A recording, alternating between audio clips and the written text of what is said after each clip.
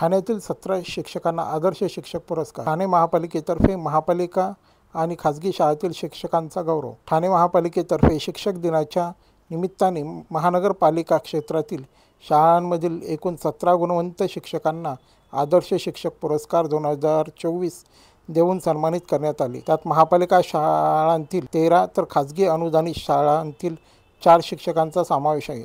अतिरिक्त आयुक्त प्रशांत रोडे आणि उपायुक्त सचिन पवार यांच्या हस्ते सर्व शिक्षकांना सन्मान करण्यात आला। शिक्षकांच्या योगदानाचा उल्लेख करून अतिरिक्त आयुक्त प्रशांत रोडे यांनी पुरस्कार प्राप्त शिक्षकांचे अभिनंदन केले।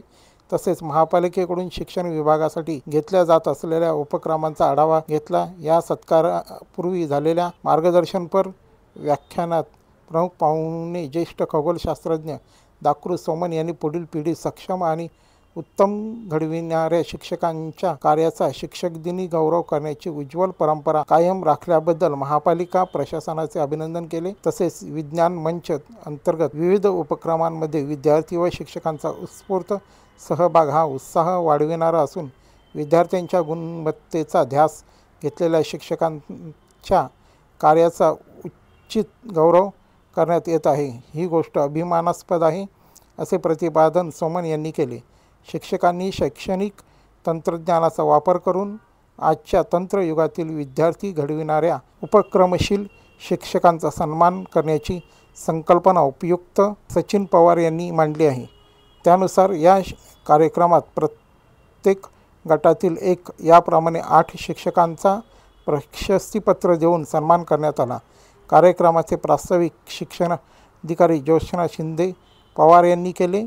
त्यांनी ठाणे महानगरपालिका शिक्षण विभागाच्या कार्याचा आढावा घेतला। तसेच विद्यार्थी विकासासाठी उत्तम कार्य करणाऱ्या शिक्षकांचा कार्याचा गौरव केला। या कार्यक्रमास ठाणे जिल्हा शिक्षक सेनेचे अध्यक्ष सुनील फाफळे, ठाणे पालघर शिक्षक पतपेढीचे माजी अध्यक्ष बाबाजी फापाळे, ठाणे पालघर पतपेढीचे जगन्नाथ जाधव आदी उपस्थित होते। शिक्षण विभागाचे अधीक्षक विजय साळवे, गटाधिकारी संगीता बामणे व लेखाधिकारी संदीप कदम तसेच सर्व गटप्रमुख यांच्या नेटक्या नियोजनामुळे हा कार्यक्रम उत्तमरित्या संपन्न झाला। URC 1 व 2 चे प्रमुख ग्रामस्थ शिक्षक प्रकल्प अधिकारी सर्व CRC केंद्र प्रमुख यांचेही कार्यक्रमात सहकार्य लाभले। कार्यक्रमाचे सूत्रसंचालन ठाणे मनपा शाळा क्रमांक 23 चे शिक्षक सुरेश पाटील आणि CRC केंद्रच्या केंद्र समन्वयक निलिमा पाटील यांनी नेटपणाने केले।